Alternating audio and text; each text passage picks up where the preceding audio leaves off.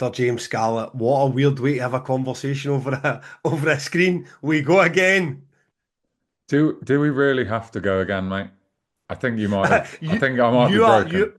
you have to accept the blame for this. I mean, this is all you're doing. I said a couple of half an hour podcasts before we got into our don't slap this onto a plate's middle. You're like, no, it'll be fine. We'll have plenty to talk about. Let's go and do it. And we do have plenty to talk about, but it's taken me 40 hours to try and plug back into real life, which is sounds pathetic to any artist or anyone in this industry doing that. It's been out for 2 or 3 months in a row.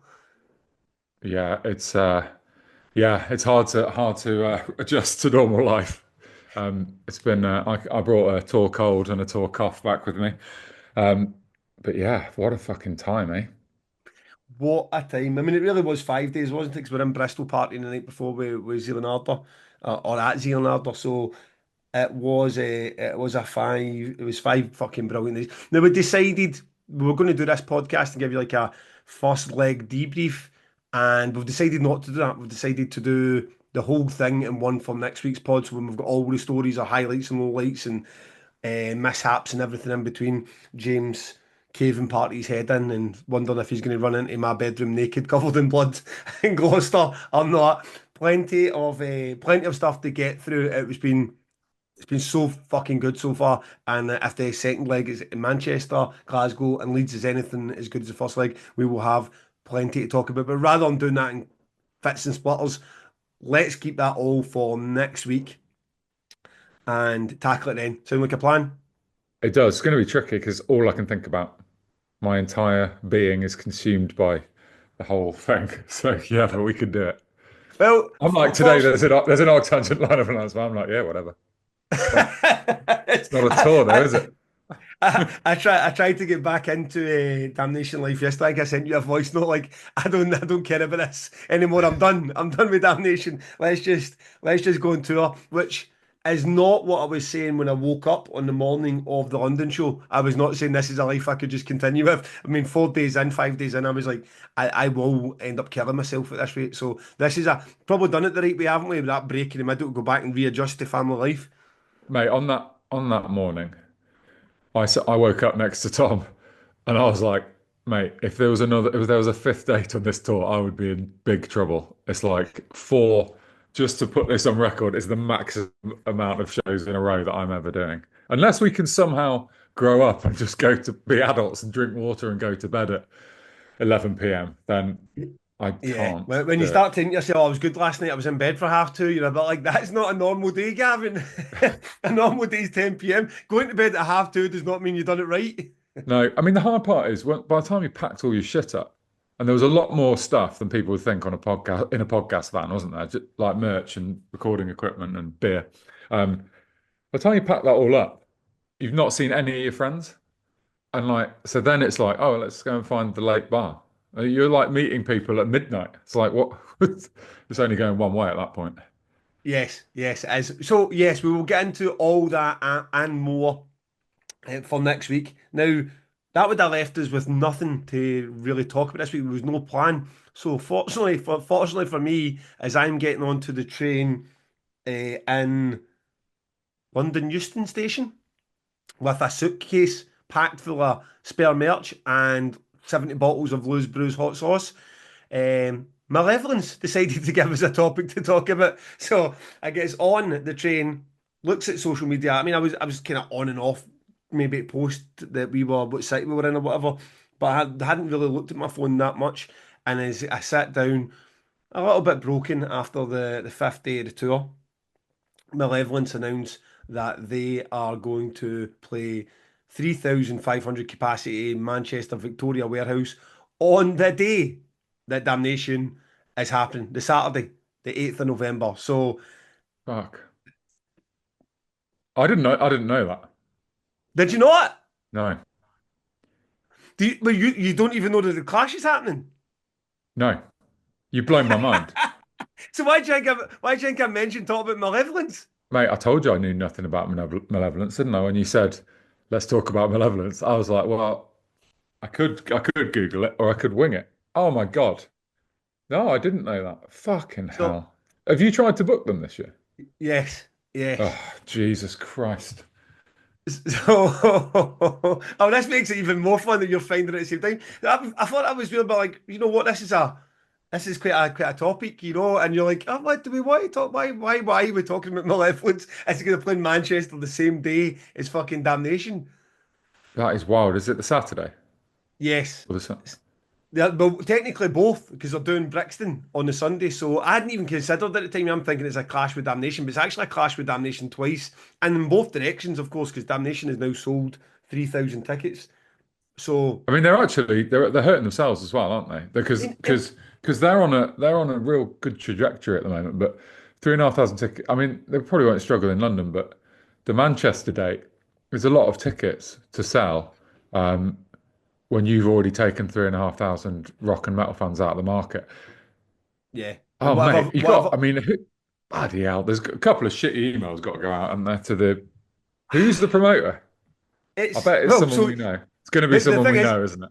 I'll definitely be someone we know. It's most likely Cam, has the best track record for definitely has the best track record for the biggest shows happening when Damnation's on. No, I don't. Initially, I don't want because I'm not piling on this because I I don't am. think I don't think you can. The the initial response when I saw it was, there's something to talk about on the podcast. Then I thought about it and I was about like, that is a chunk of overlap because I think there's definitely a thinking that Malevolence fans and Damnation fans don't overlap, but the band themselves attend Damnation. I mean, this idea that Malevolence are a hardcore band, I think I mean, they sound like Crowbar. I mean, they're a metal band. So there definitely will. There will be an impact in both directions. I'm certain that, and we'll get to the point because I've heard from the band directly. I mean, one of the guys from the band have posted on the Damnation forum, so we can talk through that. But Oh wow. the start date. So you're like, shit, that's happening. My opinion in all this, and I said this plenty of times on the live tour when you get any sort of clashes, is listen, you want to get involved in this industry, you need to stand on your own 2 feet. The industry's not going to help you. It's not going to help or support you. So your event better stand on its own 2 feet. And if you think you can do better, go and try. And ultimately, I might even support you. Damnation is a platform, might even support your attempts to go and try to do something else. So you can't have that sort of stance and then bitch and moan every time something doesn't go your way. So when this get announced, you're a bit like, bastard. It's if, let's just say, we take 200 tickets from them at £45 a ticket, £50 a ticket, that's going to be 10 grand that they don't see for either show. If they take 200 tickets for us, which, and let's be fair, unless Damnation sells out, they're definitely taking at least 200 tickets. That's 31,000 that I'm not going to see. So you're seeing a tour poster announcement, like, to just try and put into something that's tangible that you can quantify. Just 200 tickets from Damnation because they're doing Malevolence instead is £31,000 to me. So it's not something to be sniffed at. The dream scenario for both, I suppose, would be if Damnation sells out and Malevolence sell out, it's completely irrelevant in terms of cold hard cash. So it went backwards and forward sort of in the internet. No, this isn't me, but at the start, it went backwards for people. This is a shitty move, and that. But you're sitting from the industry point of view, like you're not booking Brixton and this tied in. This isn't just happened a couple of months ago. This is a plan that Malevolence have clearly had way into last year. Now, Damnation's always actively trying to book Malevolence, but by the time we got to them at this year and said, because this is exactly how would Malevolence like the headline Damnation the Saturday? And the response back was, Malevolence aren't available for this. And I never realised because they were playing fucking along the road, you know what I mean? So it was a bit like, I fucking damn right they're not available for this. Fucking hell. They could open the main stage on that morning. Lovely. We'll get having along to To do say that. sorry. So it's the dream scenario would have been, of course, some headlining Damnation on the Saturday night, playing to hopefully 6,000 fans, and then them going and doing their big show, the big, because the one that's going to be used for all measurements of how much you need to pay Malevolence will be how many tickets did they sell in Brixton, won't it? I mean, it'll be Brixton will be the marker of how big Malevolence are, no matter how well they do in Manchester. Yeah. I mean, if they can sell both of those out and you've got 8,500 tickets across two shows, then they're like getting on for 2,000 Trees headliner level. Yeah, You know, yeah. certainly second from top of 2,000 Trees. So, That's so big. I mean, bloody hell, this is like blowing my mind. Because first of all, your initial thought is, and don't worry, I'm not going to start shouting names around. You got to think, all right, who's the promoter, who's the agent, and who's the manager? And I'm pretty sure this is the manager we know, right? And we saw last week, You and just put him on the fucking guest list for the Birmingham. yeah, yeah, Birmingham. yeah, well, bloody hell. Oh yeah, I bumped. Okay, fuck it. I'm not gonna say his name. I bumped into the manager in Birmingham, and he was like, "Oh yeah, I'll come along to the show." Um, I'm not. I mean, I always live in fear when there's so many summer outdoor shows announced around 2000 trees, not least the Black Sabbath show, which is the week before on Clashes with Radar. Every time something's announced, it's like, oh, Foo Fighters have announced Wembley or Pearl Jam have, and the worst we've ever clashed with is like Bruce Springsteen, and I'm like, yeah, whatever, that's fine. But although I'm sure that still takes tickets away from you, but I live in fear of clashing with a mega gig that's got 30,000 people out. At least you're not clashing with that, but and you've got out ahead of it. You've got Yeah. I mean, you've broken even. You're having a really good year. It's looking. You're going to be smashing it. That's fucking annoying, man.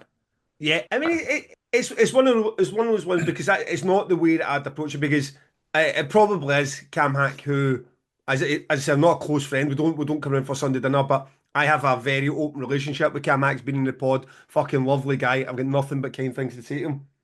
The I have booked bands via the agent. I don't know the manager that well, but he was a guest list to the show the other night. Now they know that this is happening to Damnation. In their heads they're a bit like either don't care, which would I suppose be the careless version of it, or doesn't serve their purposes to give you the heads up. Now, I definitely would give the heads up now, because what difference does it make?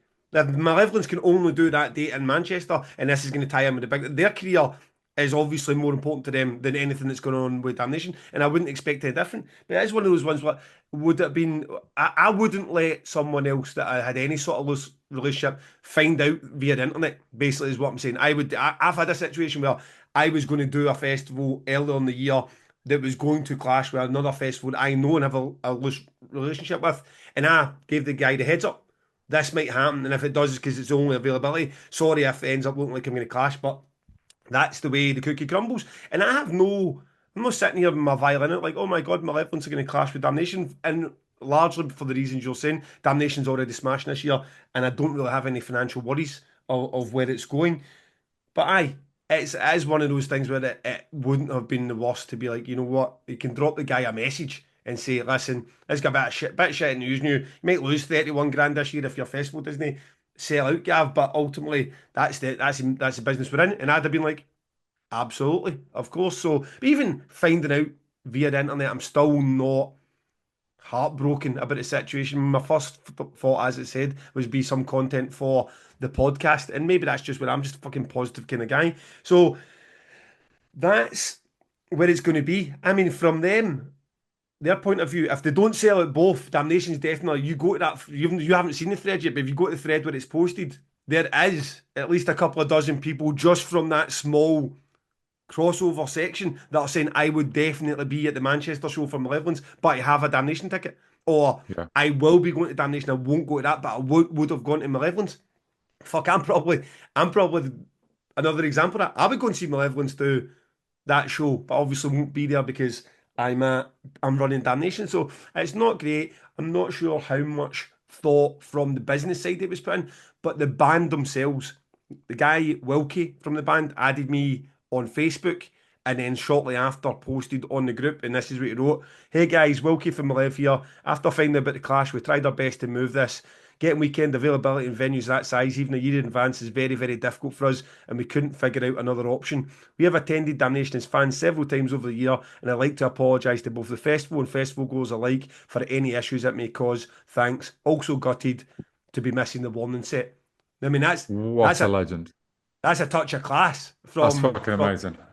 I mean, no, I mean, we're not due an apology. I mean, Malevolence can go and smile. I wish them nothing but the best, but that's an absolute touch of class that not only did they recognise when it was got, some sort of efforts were made, and we know what it's like. We've talked about availability. We've had agents come on and talk about it. It's not just as simple as clicking your fingers. The only real option, which I could have thought of was them headlining Damnation and then doing Brixton, but maybe there was 10 other reasons that I don't know about, or they didn't want to. I mean, Monster Energy is supporting the tour. There's Hurdle One. Monster Energy doesn't sponsor Damnation. Is a huge cash injection that's getting into these shows for them. This is me just thinking of things in the spot. Never mind maybe they just want it in their own run. They don't want to have to be going to a festival in the middle of their own run when they've got everything set up. So, aye, it was well played, Wilkie, basically. Well played for the band for coming out and saying that as well. They didn't have to. I certainly wouldn't have held that against them regardless. But, aye, it's a sore one. It's to the tune of, and I'm only saying 200 tickets. I mean, you put that across both London and 400 tickets, it's going to be 62,000 that I won't see because that's too. And I think I'm being quite conservative when I say we'll lose 400 tickets. So Damnation really needs to sell it for me to look at that too and be like, I never lost anything from it. Yeah, yeah, yeah. I mean, that is a touch of class from that guy. So fair play to them. Yeah, I mean, I do understand why a band wouldn't necessarily want to do, regardless of the actual finances of whether you can make more headlining Damnation or more selling out a 3,500 cap. They're a band that is very much on the rise and really like, considering how heavy they are, they're another remarkable story, like Knock Loose are. How these bands getting this big, it's awesome. But they've got a strategy, and that probably that strategy is like let's really limit ourselves in the market, only do two shows, drive all our audience there from across the UK, and probably festivals don't come into that. So it's a tricky one. You'll be fine. I mean, Damnation is going to be fucking great, whatever. But Yeah. that's annoying. Yeah, yeah, and that's what it is. It's annoying, and I suppose it speaks to a little bit of the opposite of what this podcast does, where everything's up front and transparent, and the way that I would like it to operate. Folk that are involved in this might be like, well, we don't give a shit about how you want to operate, Gav, because this is not the way that the music business is. Which my answer would be, well, that's the terrible side of the music business, you know what I mean? Because we can show a bit more common decency, and that's not Yeah, about the band. I hope they smash these shows. I hope Damnation sells out, and both the Malevolence shows sell out, and they go on to be as fucking big as they deserve to be because they are an incredible band. And I don't want absolutely. and I don't want this to be like, oh, this is not a whine about Malevolence or a whining about that clash. It's annoying, is what it is. It's a pain. But then Black Sabbath just landed on Radar's weekend. You've had Foo Fighters land on your weekend. That is also part of the business. When you talk about, because when you're replaying, like, oh shit, things have been talked about in the last month or so, we'll talk about the winter Bloodstock. And me saying the worst scenario is they'll land in your city in some several thousand capacity venue. Now, Bloodstock would have probably have known because they would have had that relationship. I mean, the folk involved would probably have told Bloodstock, "Oh, don't be anywhere near this." Not that that would have changed where they were ultimately, but that's the point that I'm making. It's a bit annoying and potentially expensive if we don't sell out. So if you're a Damnation fan, get your Damnation ticket, and we'll catch Malevolence the next time. Yeah, absolutely. Next year, Malevolence can play 2000 Trees and Damnation. There you Done. go. Boom. I don't fuck me, man. Because Victoria Warehouse 3,500, so what it was, well, Gojira done that the last time, didn't he? It's like, that is, you're a big ass band. You're doing 3,500 fucking tickets in Manchester. You're a big ass band. So, aye, I do hope to see them at fucking Trees. You've had them before, haven't you? Oh, mate, don't do a fucking polyphia on me. Come on. They're a bit more memorable. Stop asking me if I've booked They're a bit bands. more memorable than fucking Polyphia. I don't think Malevolence have ever played 2000 Trees. Just that needs to be right, doesn't it? It needs to be right. Mate, to be fair, pre-pandemic, I mean, there was one point where the old agency, they were they were booked, about 90% confirmed to play Damnation for, I mean, fucking, I mean, I mean, a tiny fraction of what you would be thinking. I mean, they are doing their own version of the Sleep Token fucking to the stratosphere. So, aye, good for them. Nothing but best wishes for them. I just wish we could have done it at Damnation and Brixton, but that's the way the cookie crumbles. Is more positive news though. What's happening with your fine festival today? Well, this is Thursday. So what happened yesterday? Well, it's currently 5 minutes past one on Wednesday. as we record, and the announcement goes out at 2. I just realised I've turned my phone off, so if anything goes wrong, no one can get hold of me. And I didn't tell them I was recording a podcast. So, because at 2 p.m., ArcTanGent is announcing a bunch of bands, including, would you like to know who it is, Gav? I know you already know this. Yeah, Um, but I tell me, I suppose I'm the only person you're talking to, so let's pretend I don't know. okay. Maybe She Will are doing a 20th anniversary set with strings.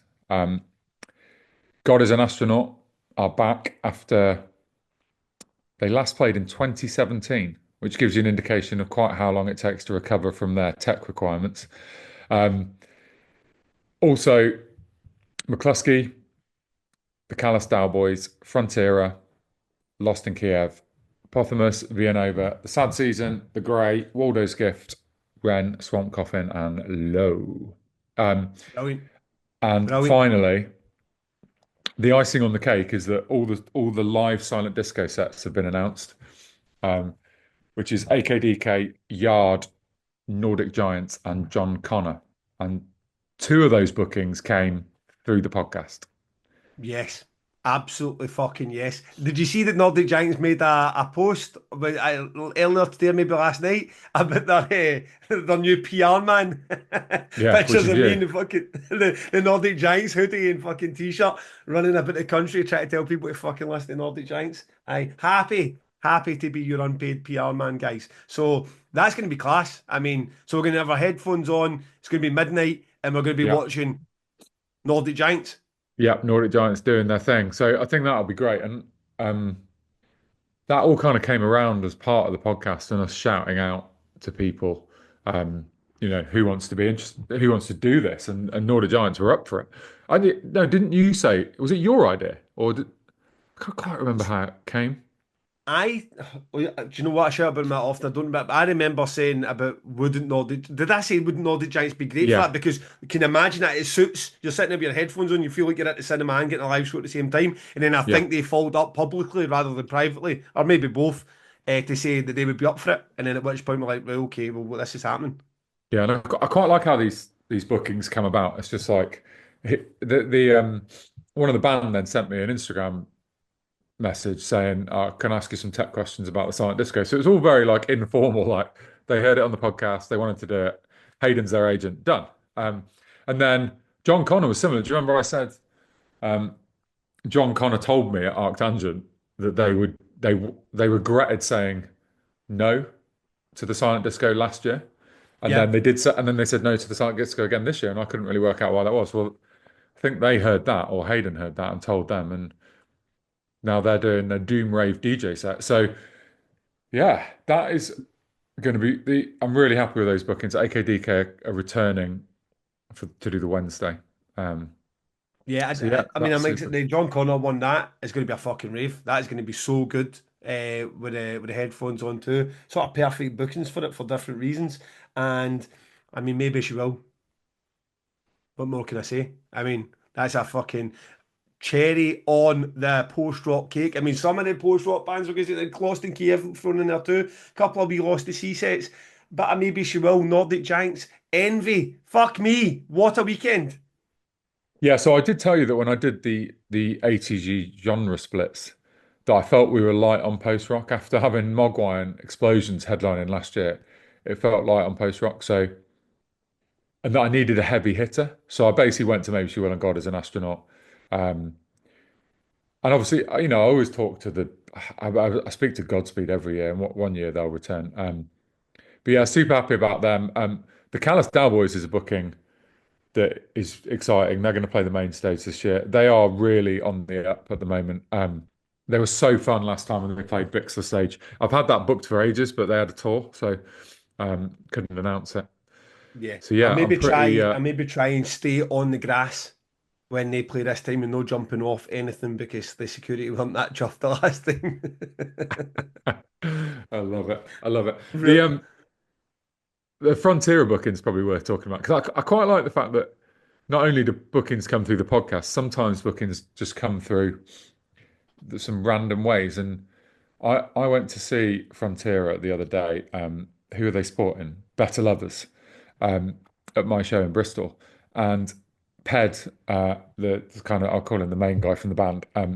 He uh, he was just walking around afterwards, and we bumped into each other, we just haven't seen each other for years, and it was really nice to say hi. And he's such a lovely guy. And I was like, "Well, when are you coming back to ArcTanGent?" And he's like, "Well, when do you want us back?" I'm like, What about this year?" And he's like, "Uh, let me have a chat to the band." And then next thing you know, it's done. So that's quite a nice way of doing business. I like that. Yeah. Um, And what's the so the big question? So you're ever going to get that? But who's the what day is that? Friday? Or is it Thursday? Who's the Thursday headliner? What's the where are we at? Last time we've even mentioned it, I think you had two irons in the fire, and then when we spoke privately, both of those irons seem to be back out the fire and in Yeah, the swimming pool. the irons are at the bottom of the cliff now. The irons have been chucked So across the garden. I So where thought are so. we with the Thursday headliner? I'm hopeful that we'll have one locked in for next week. I've got it's you know the way it is basically with band booking is particularly with the big ones. You go in and you don't know if they're going to say yes or not, and quite quickly you'll get like a these people are stringing me on feeling or a this is going to happen feeling, and so we'll see. We'll see. You just don't fucking know. The iron I've got in the fire at the moment would be fucking great. It would be a really great one.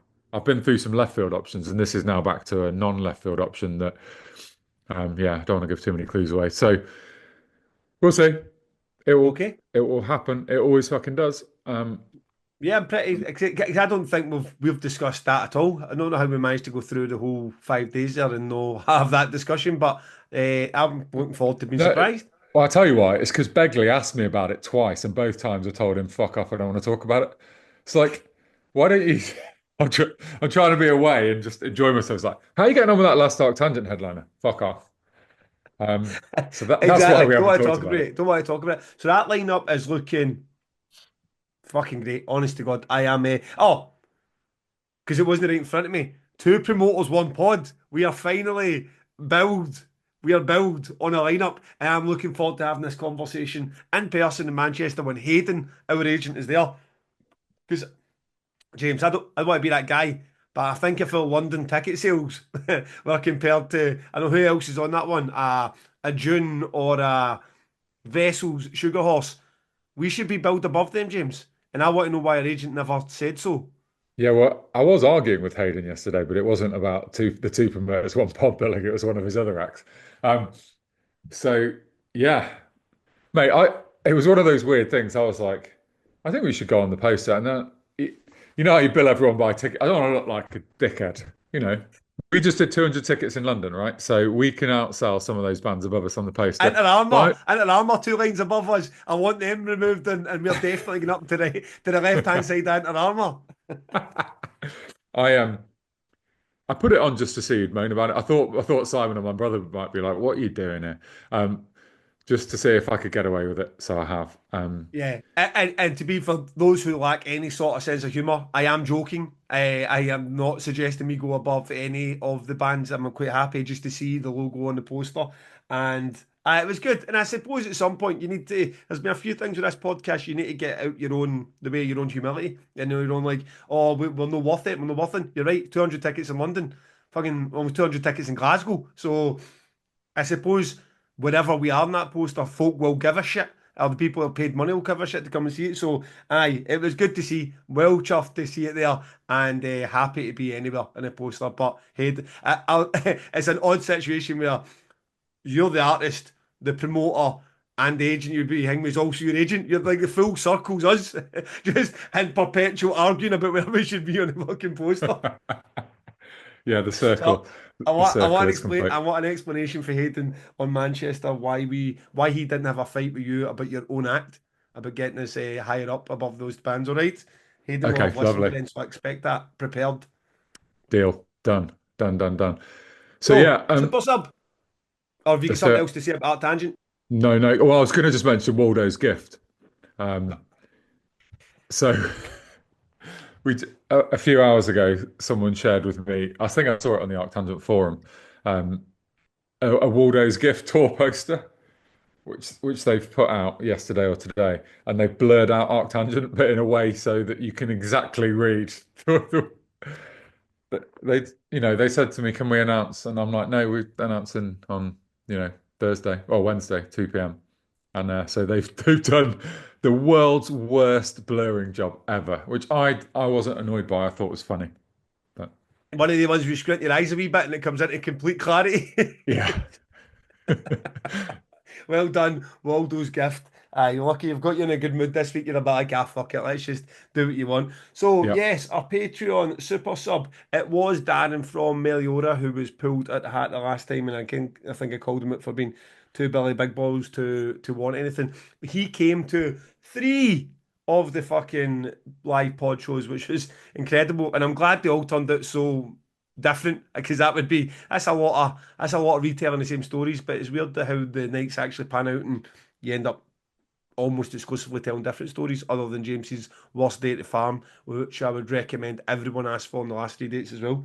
So he said he would like a shout out for his app or the fact that Radar have now got the app and it's up and running. So this is the shout out. If you are going to Radar, you're thinking about Radar, go and download the app via the Meliora. You'll find it on a store, but I take it you put in Radar Festival. You'll find it provided for the same folk that already have the ArcTanGent and Damnation apps. So it'll be the same very easy to use format, which you have your Clash Finder and so on in there.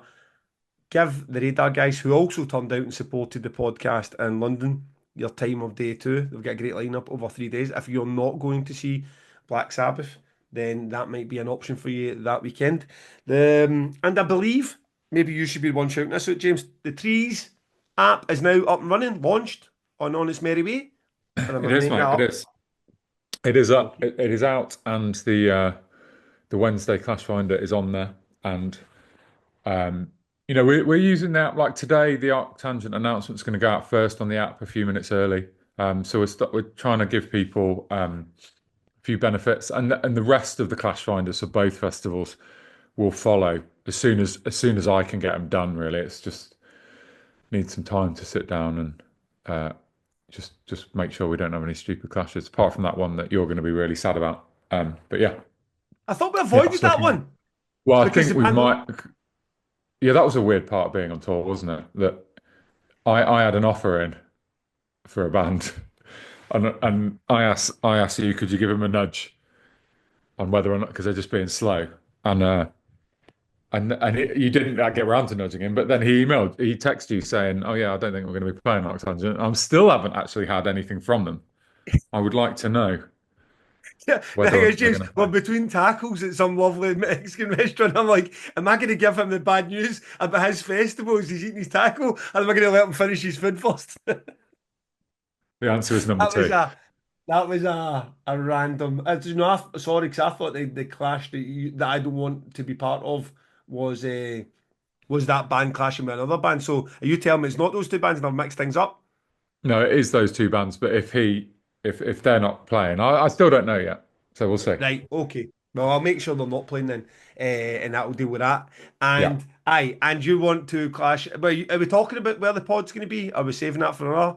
No, we no Another? no no no no. Fuck me. Okay, okay. Because I was, that's complicated. We're still working out what we're going to do with the podcasts and stuff. So yeah, yep, we'll see. yep, fair play. Say less. Okay, so Darren, that's your shout out for Radar, the Trees app. Go and get it. Make sure you allow the notifications, or else it's pretty useless. You're going to get your announcement, but not be told that the announcement's there, which defeats the purpose of having it. And Darren is the kind of guy who likes two for one, so he also wants to put Ghost Cirice, which apparently is oldie English for church. You're Is gonna have to that WhatsApp me that. I will. So Cirice, Chirice, I think so. I even looked up how to pronounce it, so don't be coming at me when you say that's not how you say it. And I even listened to the first 30 seconds and then switched it back off. Ghost So, with a H. yes, Lovely. we Oh, pronounce the hence other the one Melio. Ghost. Like, Presumably from. Don't start telling me how you pronounce the other one. Fuck me. Presumably he's chosen a song from Meliora, I would imagine. I don't know. I do, I don't think it was. I think it was, but maybe. So that he Okay. wants that on there too. So Thanks for the support, Darren. Thanks for the support with the sponsorship. Thanks for the support with the Patreon. If you also want to go into the big jug of joy and have your name pulled out for whatever it is you want to ask for, check out our Patreon and support us there. It's actually been a massive help on that tour. We had a little bit of leeway with being able to go and get Mexican food instead of sharing a cheese pizza. Now, the next one out is Jen Whitewave. Get in touch with us, Jen. Let us know what you would like to ask for or demand, and we will see if we can cater to your needs. Lovely Talking stuff. about catering to needs, Lou's Brews. Now, we had the big man or his products out on tour with us, and they went down a treat. They had two promoters, one sauce, sold out. So we are hoping that will be restocked for Glasgow. If not, I'd assume that he will bring some along to Manchester, be able to pick that up there. He has released an anal vomit 3. Holy shit is the name of it. And thankfully I've not tried it yet. But last night I made a sort of chicken and bacon pasta with pizza, and my daughter, who doesn't like any spice, wasn't eating it with us. So I'm talking, James, I thought it was like a squirt, a tiny squirt of anal vomit, the first one, which is now apparently the least spicy of the three he's done. And oh my God, we were all drinking milk glasses of milk with a fucking pasta. How any savage can eat that as a dip for chips or whatever is beyond me. Anal vomit is fucking unreal. Good work. Good work. I like a bit in my curries and stuff. Aye, But aye, yeah, it perks things up, and it's such a different spice that you can even tell it's not like just chopping up a chili, or you can tell that it's like so fucking nuclear.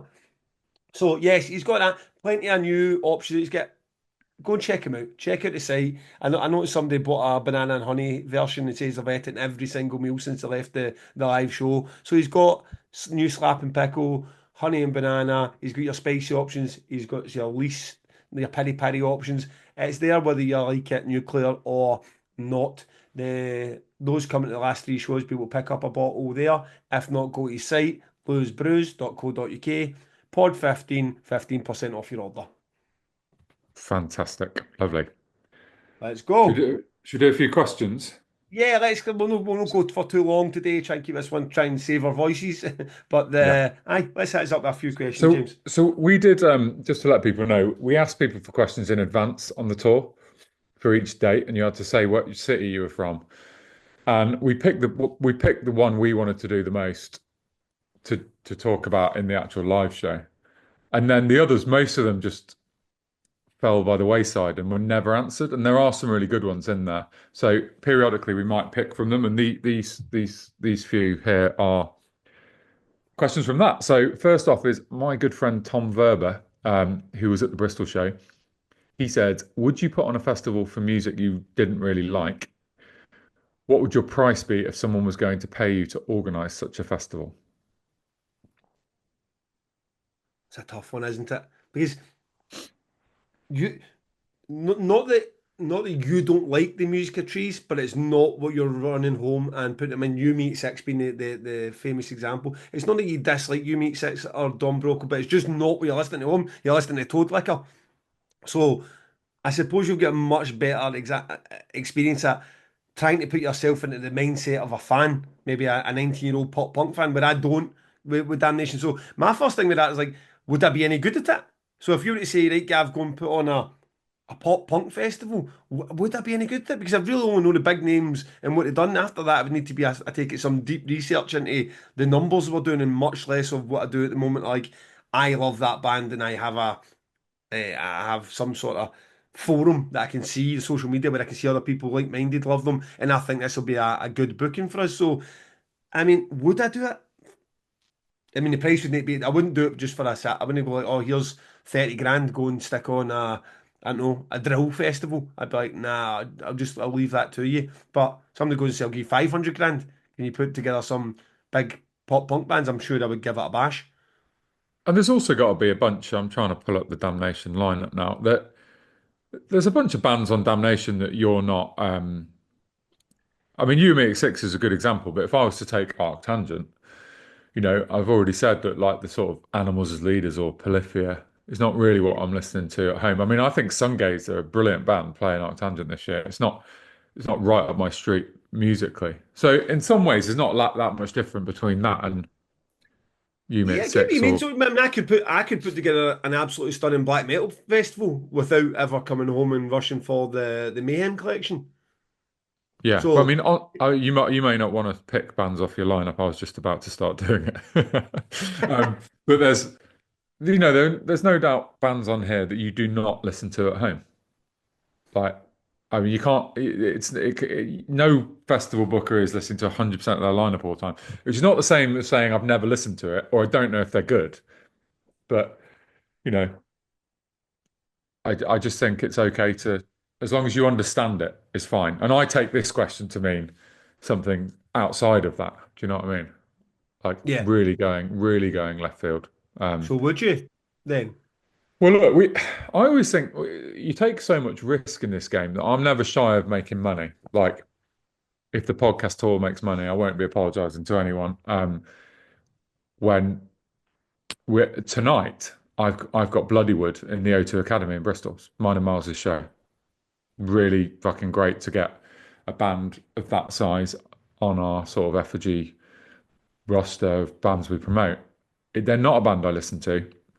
Um, it's a rock and metal band, so it fits. But you know, it's not like core my sort of listening, and I think that's absolutely fine because it's a hard business to make money in. So sometimes you got to make money. I would book baby metal. I'd be quite happy to book baby metal. I'm never going to listen to it. So I think it's okay to have something to sit alongside Trees and ATG. Now, having said that, as you alluded to, booking bands is not fucking easy. And if you think you can just jump into someone else's genre and book a good lineup, you're wrong. It's not as simple as looking at for fans of on Spotify. So I think that would be challenging. The one thing we have done is we talked at one point to Westerns about doing a cider festival for them.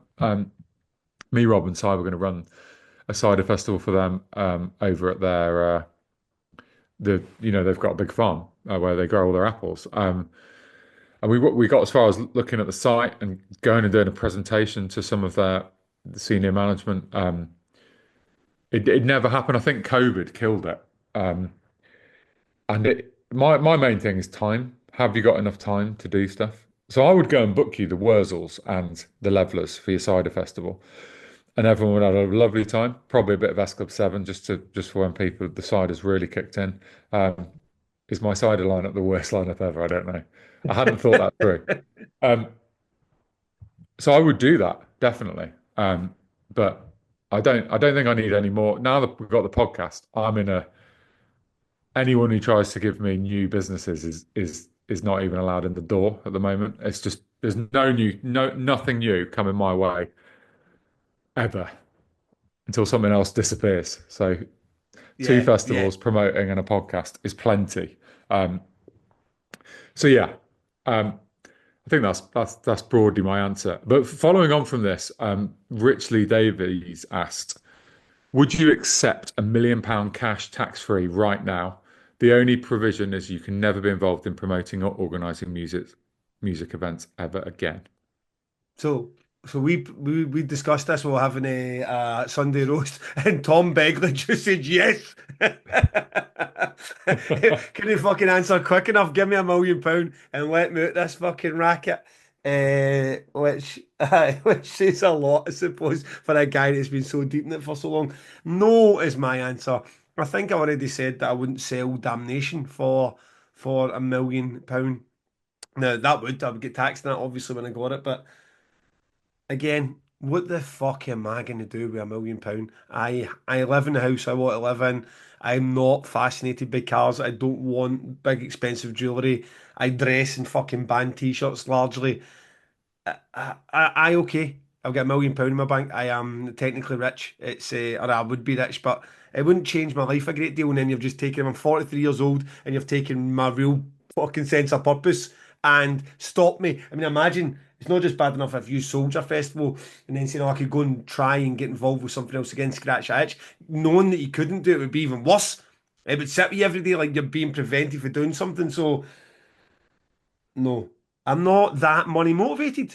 I mean, I've managed to get myself in a position in life where I appreciate when somebody doesn't have money, that it's the only thing that you need for your life. But I've got myself in a position I don't need a lot of money to maintain the lifestyle I have, and that's £1 million not going to change my life significantly because I wouldn't do anything with it other than maybe go nicer holidays. So I just enjoy my job. I got to this point at 43. Maybe ask me that at 57. And maybe I'm a bit like, oh, well, you know what? Take that money now and I'll just live on a fucking beach more often and I will enjoy it. But at 43, I think I need something to get me up in the morning. And that's something at the minute's music and the podcast. So I don't want that taken away from me for any amount of money. Yeah, see, my answer is different to that. The million quid is not enough, right, to make me want to do that. Because I think the million quid is like you go and buy a nice house somewhere nice, like just the other side of Bristol, and your million quid's already gone, right? Yeah. So I just don't think a million quid's a lot of money to live off for the rest of your life if you've got nothing else coming in. Now, I realise some people are like, fuck off, you wanker. But it feels like you would spend that on holidays in a house, and next thing you know, it's gone. So my money, the money would need to be wild for me, 5 to 10, let's say. And then I quite like the idea of fucking going to Barbados on holiday and playing golf and going on safari in Botswana and fucking just having a nice life without stress. So But don't you I'm feel like actually up for so? that. Oh, sorry, you said you're not up for that. Sorry if I was going to I cut am. you. I am up for that. I am up for that. See, I'm a I'm bit in. like I done the so from the age of fucking I was 15 and getting the first 15, 16 and washing dishes in a restaurant and working in Tesco and then moving to Dumfries and Galloway and getting a junior reporter's job. For that age, I had a working life. So it was always so your weekends were your weekends, your working days, your working days. And a lot of times with journalism, your weekends weren't even your weekends. And then suddenly, boom, like that, your entire fucking like every day's Christmas Day, if you want it to be. You have the only restrictions on your day are exactly what you say they are, Gavin. I mean, so if you go up today and you want to be really proactively booking bands or chasing sponsorship or whatever, then great. Monday could be the busiest day of your life. Tuesday you could do fuck all. They take the fucking whole week if you want to be lazy and do fuck all. So that's been a couple of years for me. And weekends are not the same. They're just genuinely not the same. There's not the same excitement about a Friday. There's not the same excitement about a Saturday. There's not the same dread about a Sunday, knowing to get back to work on the Monday.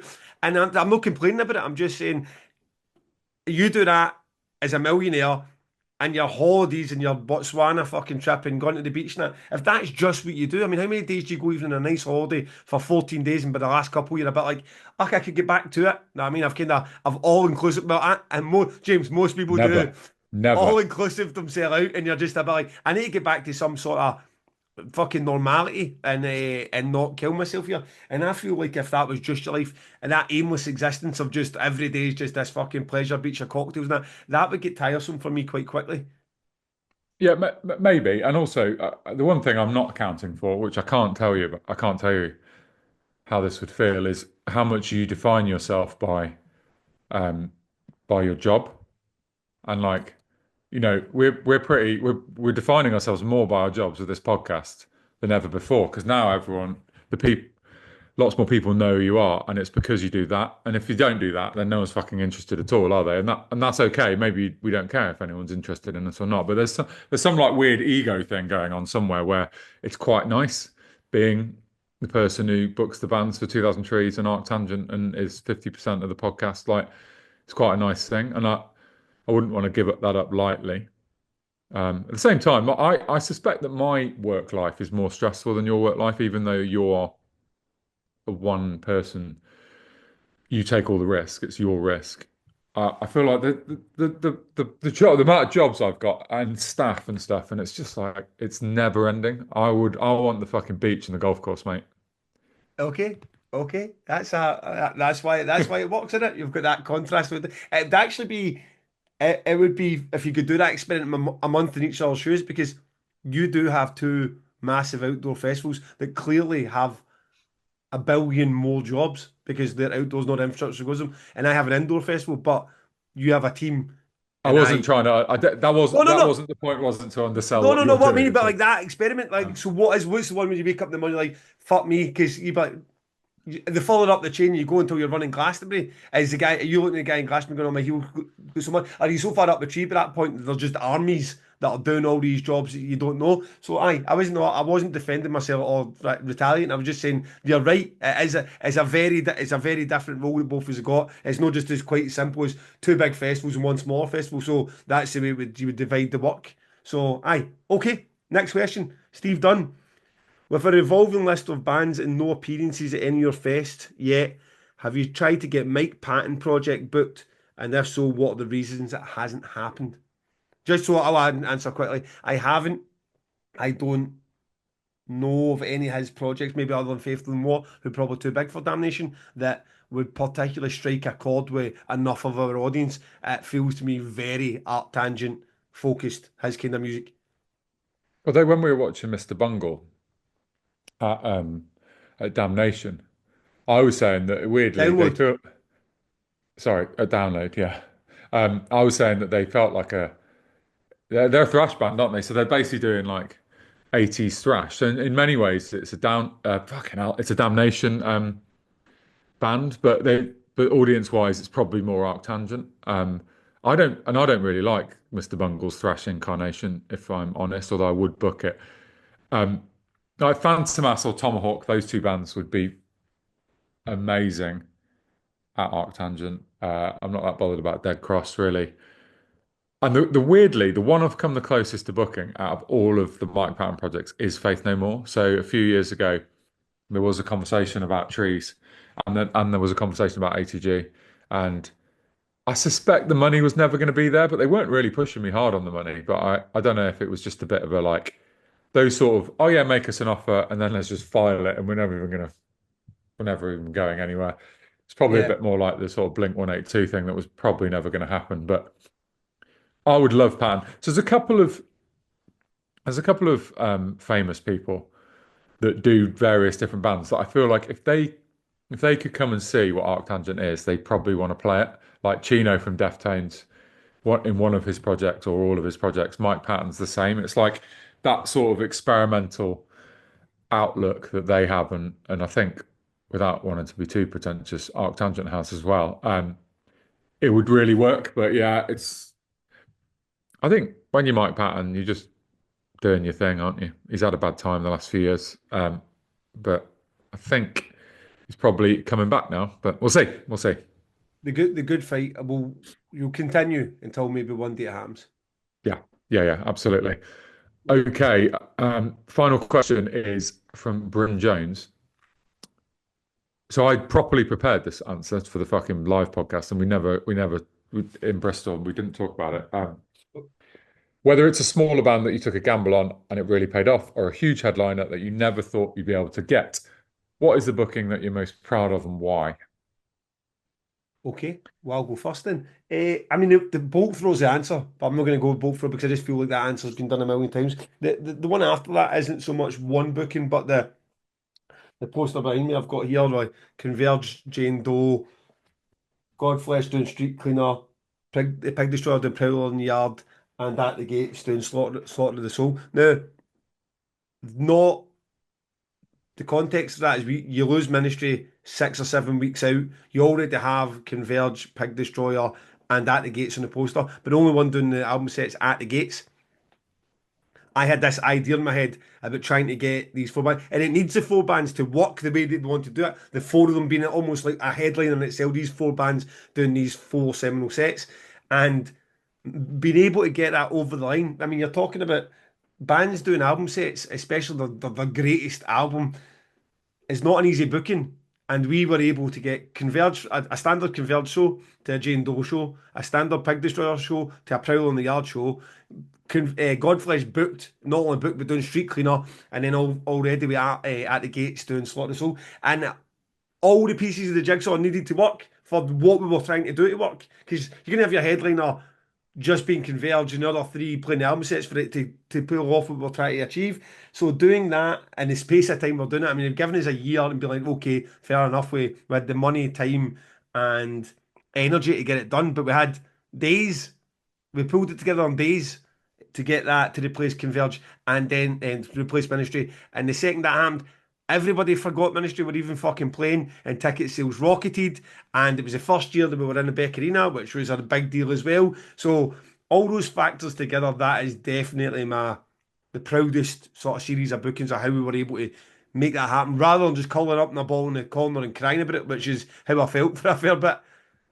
See, mate, no one everyone doesn't do your job or my job, don't realize how hard what you just said is to do, to pull off. That's fucking incredible. And that's like, you're rescuing victory from the jaws of defeat or whatever. It's like you properly have saved the day. Was that hard? Was that like did you have to sell the idea or was it just like, here's some more money?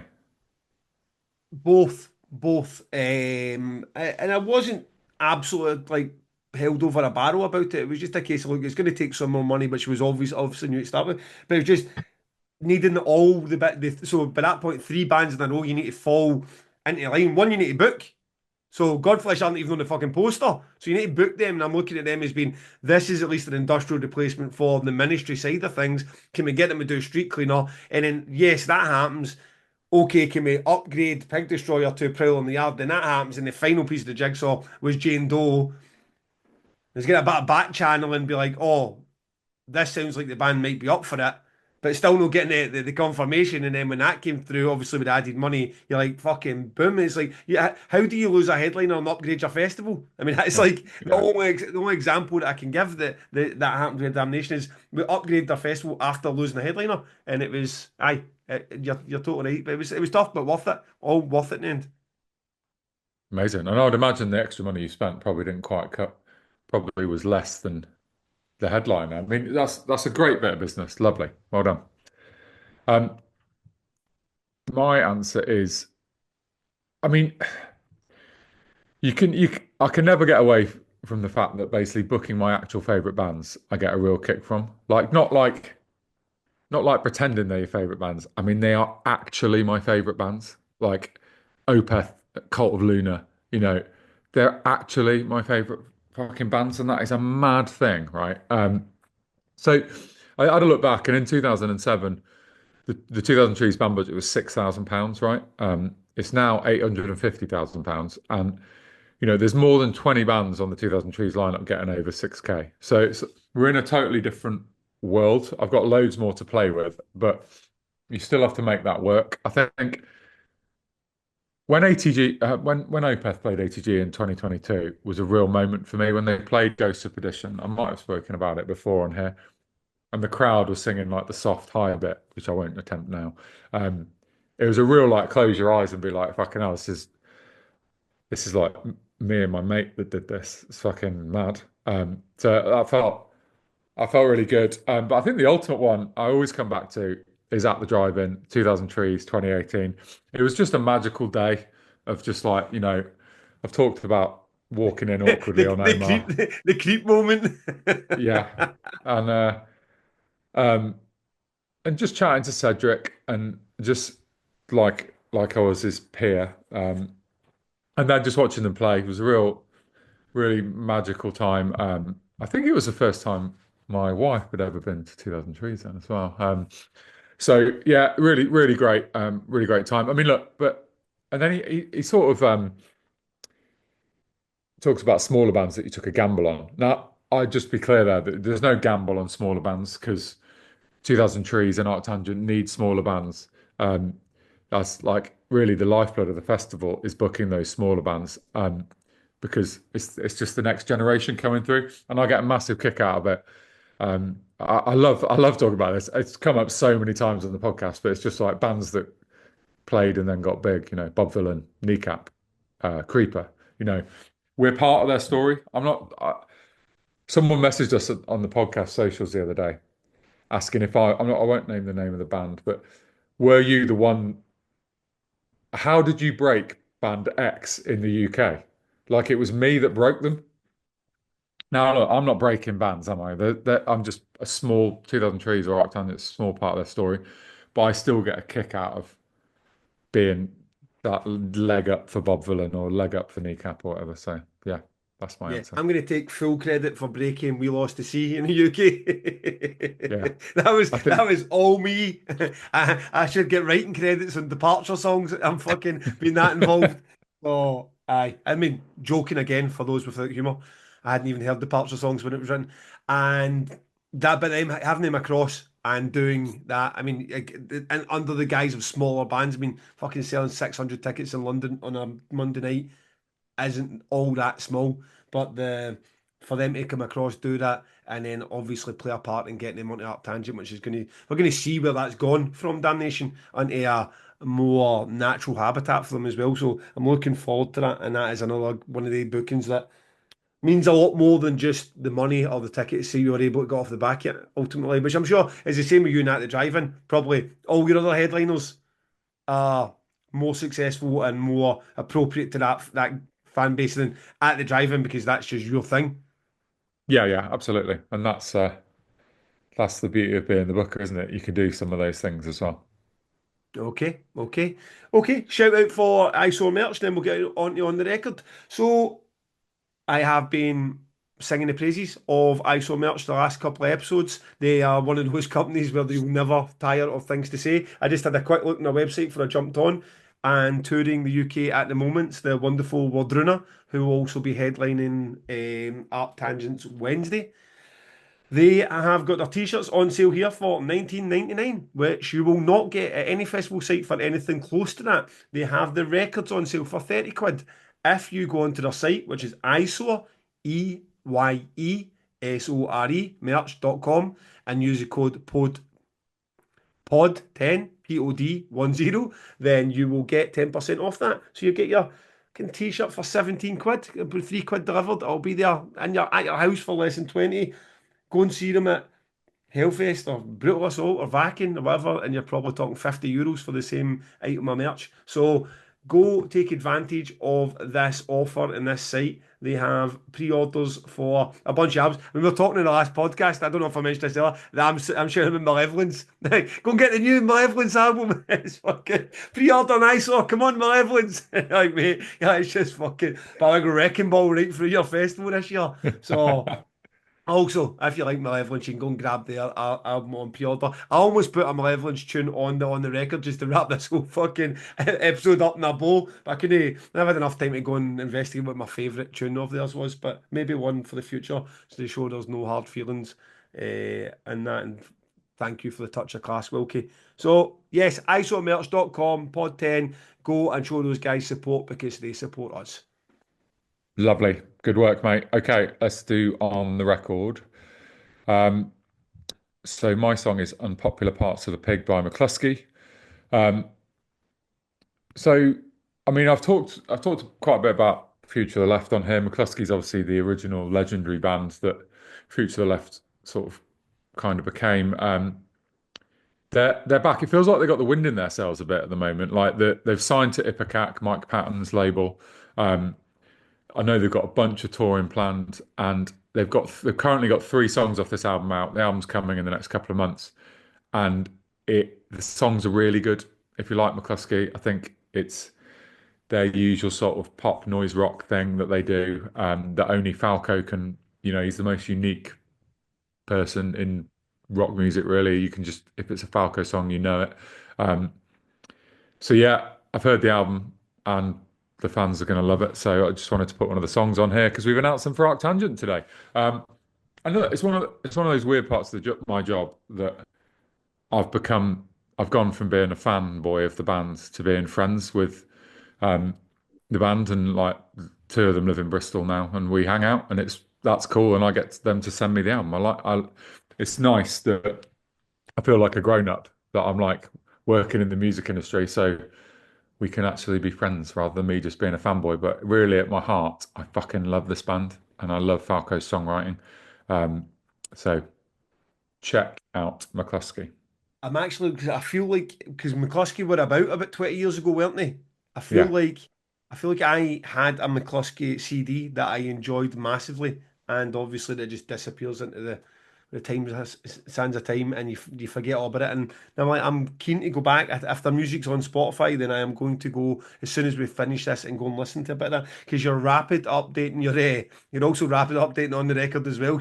You can find it before we've actually said these. This has been in your ears. So yes, looking forward to that. I am keeping the theme thread through this podcast of ArcTanGent and going with Rollo Tomasi. It was great to see James at the London show the other day, and it just made me think about.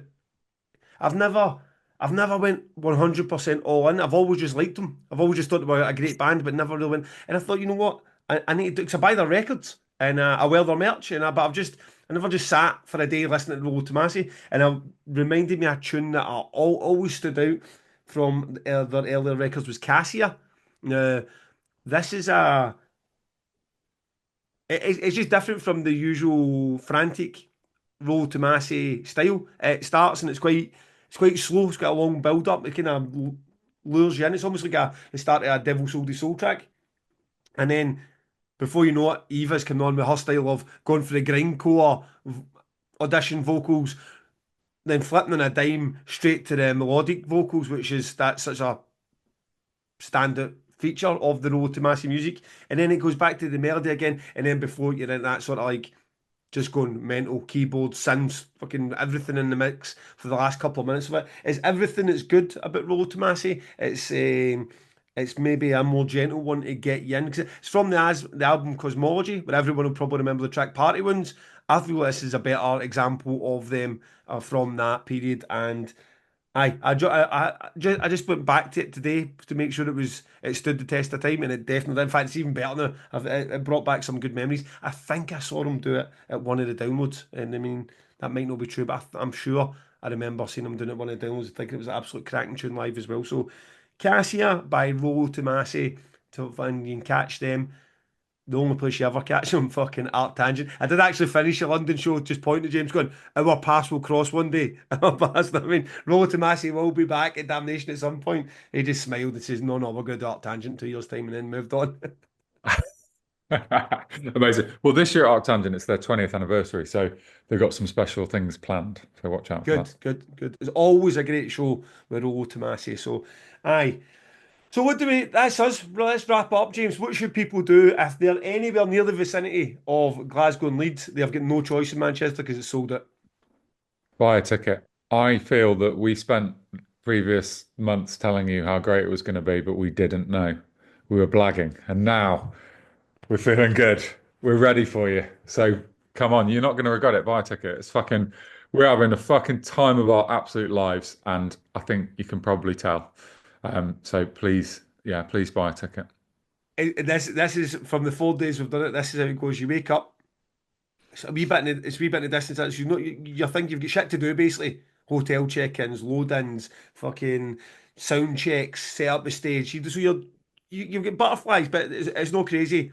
Then you go to the pub early on because you can't eat your dinner too close to the show itself. So you go and you have a curry and you have a pint, and then by the time you get back to the venue, the slow build starts. So you're a wee bit nervous, and then it's an hour till when the doors open. Right, okay, now the tension's starting a wee bit, and then you get half an hour, 15 minutes before it's like fucking pacing up and down. The two is just sort of in our own space because you can't. At that point, for us, it's just us two left in the dressing room. And what else can you say? Oh, James, it'll be great. Oh, Gav, it'll be great. Oh, James, it'll be great. Just do that. I mean, that gets you for 30 seconds, and then Yeah. you're in your own space. You're just like, right, okay, let's go. And then there's build up, and then you go out, and let's just say the fans, rather than us fucking patting around it, the fans go, you smashed it. You come back out, I could do this every night. It's fucking perfect. You get a few drinks, then you're confident. Then by it's midnight, you're like, we could be fucking filling arenas. This is class. Wake up next morning, rinse and repeat. 15 minutes before that show starts again, you're shitting it the same way you're shitting it before the first show. And a wee part of me hopes that always stays, because it probably what makes you alert and knows that you're alive and you need to go out and perform and do this right. And you're taking up people's time and money. And you better be fucking nervous about making sure you entertain them. Yeah, what a fucking mad experience. You've made my heart beat fast saying all that. It's like it's the 2 seconds before you actually walk up the stairs onto the stage are really crackers. Um, I can't quite explain what happens to me. And I know we're not playing Madison Square Garden, and like But when you're in Bristol and there's like just over 200 people there, and it is absolutely heaving. There's no spare seats. It's fucking intense, right? It's properly intense. Well, Bristol and Birmingham, you're looking into the whites of someone else's eyes. I mean, like you're playing footsie with the front row. I mean, someone kicked over your drink in Birmingham. That's how close you are. So it's like there's no hiding space. There's no like you're like fucking. I'm right here. This is Yeah, intense. Entertain me. So aye, bring it fucking on. yeah, absolutely.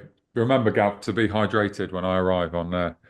And I think you've got a night with Mr. Begley without me, haven't you? So drink lots of water. Lots of water. That's it. I'm good at making sure I stay hydrated. James, it's been a pleasure. I will see you if by the time you listen to this tomorrow. Glasgow. Let's do this.